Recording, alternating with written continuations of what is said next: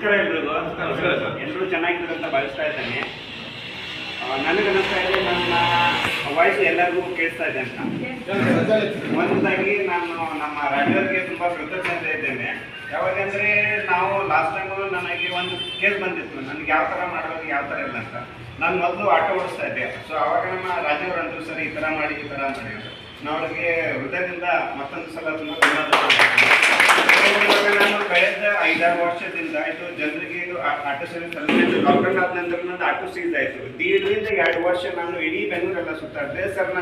ನನ್ನ ಕೊನೆ ಉಸಿರು ಇರುವ ತನಕ ನಾನು ಜನರಿಗೆ ಫ್ರೀ ಉಚಿತವಾಗಿ ಆಟೋ ಸರ್ವಿಸ್ ಅಂತ ಒಬ್ಬರು ಸಹ ಮಾಡಲಿಲ್ಲ. ಒಂದಿನ ಇದು ಮಹಾರಾಷ್ಟ್ರದಿಂದ ಫೋನ್ ಬಂತು, ಸರ್ ಇವಾಗ ಅದೇ ಸರ್ ಜಲ್ದಿ ಸೇವ್ ಮಾಡ್ಬೇಕಂತಂದೆ. ಸರಿ ಇವಾಗ ನಿಮ್ಗೆ ಏನು ಬೇಕಂತಂದು. ಸೊ ಅವಾಗ ಅವ್ರಿಗೆ